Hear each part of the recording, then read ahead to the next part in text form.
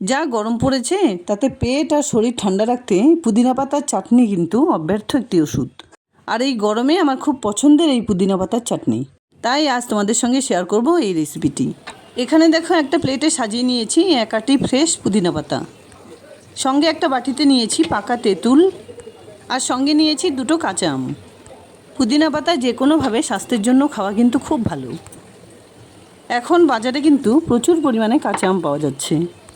টক হিসেবে কাঁচা আম আর তেঁতুল নিয়েছি। তো পুরো রেসিপিটি দেখার জন্য অনুরোধ রইল যে চাটনিটা আমি কী দিয়ে বানাচ্ছি। তার আগে পুদিনা পাতাগুলো ঠিক এভাবে বেছে নিতে হবে। গ্রামাঞ্চলে কিন্তু মাঠে ঘাটে ডোবাতে এই পুদিনা পাতা খুব সহজেই পাওয়া যায়। আমার মতো অনেক বন্ধুরাই আছেন যারা ফ্ল্যাটে বা শহরাঞ্চলে থাকে। বাজার থেকে পুদিনা পাতা কিনে আনার পর যেসব গোড়াগুলো একটু ম্যাচিওর থাকে বা গোড়ার দিক থেকে শেকড় বেরিয়ে যায়, সেগুলো কোনো ফুল গাছের টবে লাগিয়ে দিই। মাঝে মধ্যে গোড়াটা খুঁচিয়ে একটুখানি জল দিয়ে একটু যত্ন নিলেই কিন্তু খুব সুন্দর পুদিনা গাছ তৈরি হয়ে যায়। খুব সুন্দর করে সমস্ত পাতাগুলো বেছে নেবার পর একটা ঝুড়িতে তুলে নিয়ে এগুলোকে ভালো করে ধুয়ে নিতে হবে। বাজারে কিন্তু বিলিতি কিছু পুদিনা পাতাও কিনতে পাওয়া যায়, সেগুলো দিয়ে চাটনি বানিয়ে নিলে খুব একটা টেস্ট হয় না। এরকম দেশি পুদিনা পাতা দিয়ে চাটনি বানিয়ে নিলে কিন্তু তার টেস্ট খুব ভালো হয় আর খুব সুন্দর একটা ফ্লেভার পাওয়া যায়। পাতাগুলো খুব ভালোভাবে কষলে ধুয়ে নেবার পর সম্পূর্ণ জলটা ঝরিয়ে নিতে হবে। পুদিনা পাতা কিন্তু অনেক উপকারী লাগে।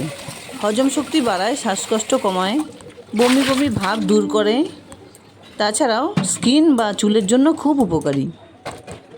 এবার একটা বড় মিক্সার গ্রাইন্ডারে সমস্ত পাতাগুলো তুলে নিলাম। গরমকাল বলে যেহেতু কাঁচা আমের সিজন চলছে, তাই কাঁচা আম দিয়েই রেসিপিটি বানিয়ে নেব।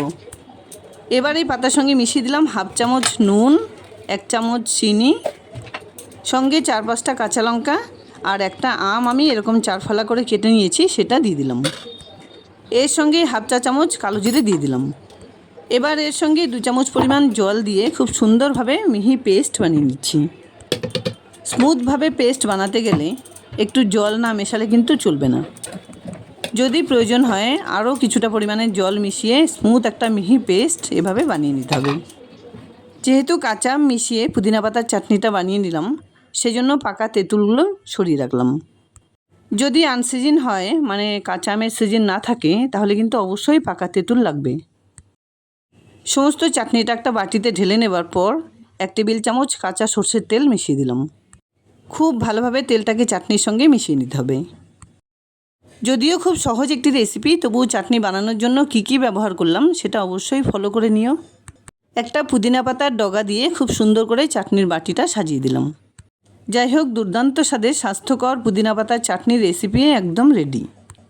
রেসিপিটি ভালো লাগলে লাইক, শেয়ার, কমেন্টস করতে ভুলবে না প্লিজ। আর এরকম নিত্য নতুন রেসিপি পাওয়ার জন্য প্লিজ চ্যানেলটাকে সাবস্ক্রাইব করে পাশে থাকা বেল আইকনটা অলে করে দিও। দেখা হচ্ছে নতুন কোনো ভিডিও নিয়ে। ভালো থেকো, ধন্যবাদ।